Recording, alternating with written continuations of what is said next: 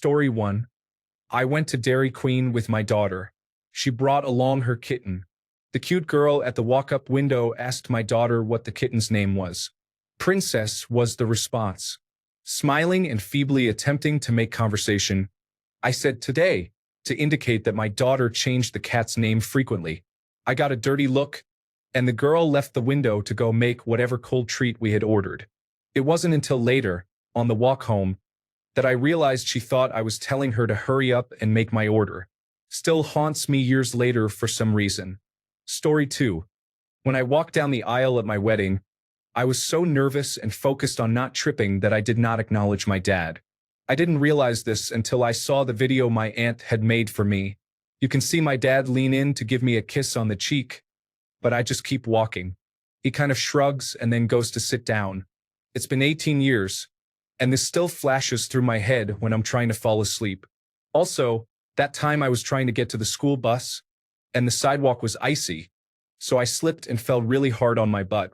The kids on the bus laughed at me, so I chose to sit there with my head down, wishing I could disappear, while the bus drove away, and I walked a mile home. Yes, in the snow, uphill both ways. Story 3, 4th grade classroom. We were having a face-off between students on who could name the capital of whichever state our teacher named.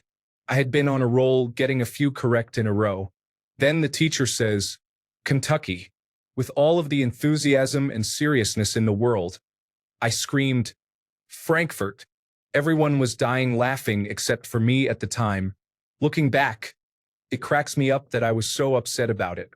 Story 4. I was in the 4th grade, and it was Valentine's Day.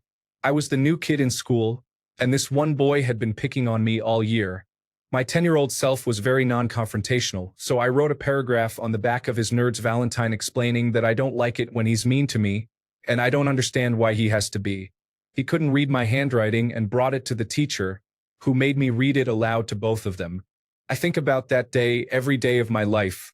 He even ended up finding me online and contacting me to apologize a few years ago. But all I can think of is the cringe. Story 5. I was visiting Portland for a wedding that lined up with my birthday as well. We went out to celebrate and finished the night at a karaoke bar. Realizing I'm too drunk to sing, I picked My Name Is by Eminem as my song to perform. There are 2 versions of that song.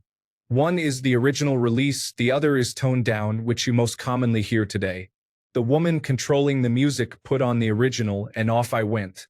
One of the lines at the end is, running over lesbians in a spaceship while they scream at me, let's just be friends.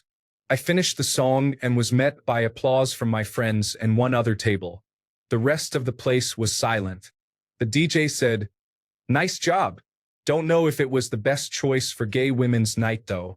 And at that moment, I wanted to leave my skin. Story 6. I accidentally mixed up an inside joke with the wrong friend group with disastrous results. Friend group 1. The joke was when someone calls and asks who is all there, we would add Daryl to the list of names. Daryl was not a real person. The joke was not really funny and made no sense out of context, but I guess that is why it was an inside joke. Friend group 2. I was hanging out playing some drinking games with a bunch of people that I had not hung out with in a while. It was a kind of get-together to remember a friend that they had who had recently died in a car accident. I did not know him that well, but I was always down to party. Anyway, the phone rings, and the person who answered started listing off names. Sorting my cards for another round of presidents and assholes, I offhandedly said, "Hey, and Daryl." It was the typical record scratch moment where everyone stopped and looked at me. Daryl was the name of the friend who had just died. This happened in 2002, and I still think about it all the time. Story 7. When I was in the 4th grade, I lived in the middle of nowhere, and there were practically no minorities, just white country people. A Mexican family had just moved in and could barely speak any English, and I befriended one of the kids my age in school. He came over to my place, and we were both joking around about his bad English, just doing what kids do. I would pretend to speak with his accent, and then he would copy, and it was silly, stupid, and innocent. My mom told me I was being really inconsiderate and how uncool it was to make fun of someone for not being able to speak English. I felt terrible. The next day at school, my friend came up to me and started joking with me again, but I just shook my head and looked down at my desk in embarrassment. He had no idea what was wrong, and I was too young and dumb to be able to explain my behavior to him.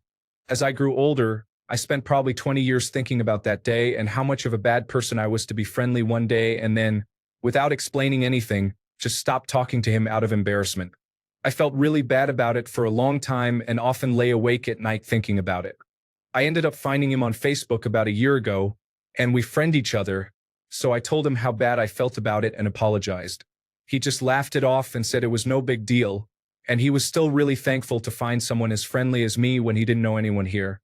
He said he figured my mom had said something to me about it, and it never bothered him. I don't know if maybe he was just being nice to me or not, but it was such a relief to hear it. It really felt like a weight had been lifted off of me. Story 8. I was visiting my cousin about 4 months ago, and we did not have the same greeting handshake. So it was like that really weird thing with your hands where you end up in some super awkward handshake. Last night, I thought about this for about 20 minutes and blamed myself. Shaking my head, that was super unnecessary. Story 9, Junior Prom. I blurted out during dinner to my date, "I'm so bored." And I have no idea why it came out of my mouth. I'm pretty well-mannered and quiet. I forget how I tried to play it off, but I felt so bad. Story 10. I was talking with a black friend of mine, and we were discussing random haircuts and styles we would get if we were other races. I said I wanted that common look. He thought I said, "That common look." I meant the rapper, shaved head with the nicely trimmed goatee. It didn't dawn on me until a week later why he gave me that weird look after I said it. He thought I was saying, "That common look every black guy has." It still makes me twitch every once in a while. Story 11. For most of my education, I went to public school and, like most kids, I was socially awkward. For high school, I received an academic scholarship to a private Catholic school. It was a really big deal for my family. I didn't know anyone at the new school. Between an odd combination of academics, sports, and the tail end of puberty, I became very popular in this new school. I wasn't used to the attention, and it definitely got to my teenage head. Nearly all of my social circles revolved around the new school and not with my old local friends. I'm in my junior year, and I head to a McDonald's for lunch with a few friends from the new school. Working the counter, I see a girl who I used to go to public school with and whom I used to have a crush on. She just lit up when she saw me. She was so excited, and I was a terrible teenager and I just ignored her. I pretended I didn't recognize her. She looked so deflated when I didn't acknowledge her. Note this was the 1990s. My family moved a few times after that. I settled down in a different part of the country after university. I never made it back to that town. I've relived that thoughtless moment for years now. Fast forward to one of those nights when I relive that moment, and I decide to look her up on Facebook to apologize. I find out she died 10 years ago in an auto accident. Since I found out her fate, I feel even more awful about that moment. Story 12. I made a presentation in my public speaking class in college about how antidepressants were bad and you should seek other methods of treating depression. This was dumb for a few reasons. 1. I just had a bad experience with antidepressants in high school, but apparently could only see my own perspective. It was just a class to teach public speaking methods, and I did not need to pick such a heavy topic. Somehow, I was so self-absorbed I could not register the weird looks I was getting from people, and when a classmate said, "Well, that was bold to me after class," I did not understand. I was a psychology major and I should know better, and I do now. Anyway, that one stabs at me. I also made a presentation in my sociology class while semi-high, which was supposed to be about myself and my relationship to society, and I included a bunch of weird modeling pictures and stuff about my eclectic music taste. Oh, I am so special. I like Missy Elliott and Tom Waits. Is that what this is about? Anyway, I am going to bury my own head now. Story 13. When I was in 5th grade, our teacher told a joke in front of the class, and everyone laughed, including me. After the laughter died down, a girl looked at me and said, "You have a really disgusting laugh, ew."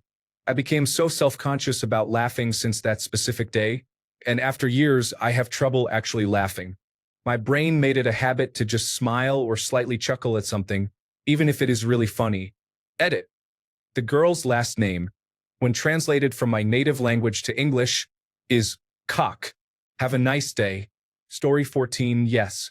When I was in high school, we had to submit feedback forms about our teachers.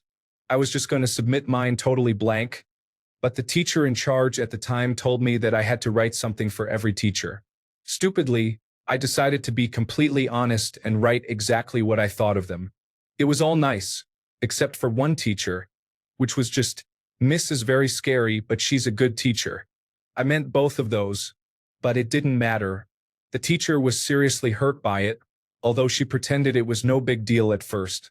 As the weeks went by, she would mention it once a week, gradually seeming more and more upset. Until one day, when another student mentioned being scared to ask her about something, she shouted at him for an entire period. She also mentioned me a lot, saying she would never forget what I said but could forgive me. Anyways, she was the type of teacher to really consider her students to be her own kids, and I guess me being scared of her hurt her. I do regret that. Story 15. Freshman year of high school. It was one of those days before school starts, and you meet your teacher and your parents are there. My teacher was handing me a piece of paper, and I didn't see the paper, so I shook his hand. He said, "Oh," and my mom said, I panicked and said, "I just wanted to be polite. I still want to die when I think of that." Story 16. When I was 11, it was my first day at a new school, and all the other students were also new. The mathematics teacher started our first class by asking each of us about our education background, such as what school we came from and what they taught in our last year's mathematics class, just trying to get a general idea of what kind of students he was dealing with. The thing is, I was so nervous that I spaced out for a bit and got lost in my overthinking mind, so I didn't hear the teacher's questions to my classmates. When it got to my turn, the teacher just said, "Now tell me about you." Assuming I understood what kind of information he was expecting, I just went straight into a monologue that started with, "So I was born in the south zone of the city, but my mom decided to move to our current neighborhood a few months after divorcing my dad," and went on, giving some very specific details about my short life. Everyone had a really confused look on their faces, and as soon as I realized the teacher was also completely lost, I stopped talking and went instantly red. The teacher then said, "That's all really great, but I was only interested in what happened last year, not the last 10, and everyone started laughing. The next day, nobody remembered it anymore, but 12 years later, it still comes to mind in pretty random moments. Story 17. This happened back when I was in 6th or 7th grade. A couple of friends and I were browsing the neighborhood where our school was located after the school day was over. We came upon a bus stop with a couple of girls seemingly our age. We stopped and tried to chat with them, but their bus arrived soon after and they had to leave. We saw their bus stop at a traffic light not 20 meters away, and one of us said, "Let's run to the next stop." Nobody thought to ask, "Then what?" And off we went, sprinting madly behind the bus. Surprisingly, we somehow made it to the next stop just as the bus was arriving. When the doors opened, the girls sat there giggling and we did nothing, literally. I even remember it as if the bus driver held the doors a bit longer, but I might as well be imagining it since the memory is so old. We just stood there, trying to catch our breath as my lungs burned. Then the doors closed and the bus went off to the next stop. None of us said anything. We just walked it off and went on to the next stupid thing we would do. I don't know about any of the other guys, but this still haunts me as one of the cringiest moments of my life so far. Story 18. I went through a phase where I scolded people for reading Harry Potter because my parents told me it was evil. Lots of awkward situations because of that. Story 19. I can't even begin to pinpoint one event. I guess one thing is when I was 11, I asked my teacher if I could go to the bathroom 3 times during class, and she told me no. And well, sure enough, I couldn't hold it any longer, and there was bullying for the next 6 months. It literally shakes me in bed thinking about how I have never felt that low before. Somehow I managed to live through it, though. We all have flaws. Mine is a bladder that urinates prematurely. Story 20. In 7th grade, 2006 for me, I had just started watching more anime on Toonami and was really into it. One day, we had to do a paper describing ourselves coming back from summer break, and the class had to put a person to a description. I named my favorite jacket that I wore every day Takashi, for some reason, and the cutest new girl in the class read my description out loud. In it, I described my love for my jacket and how I had named it.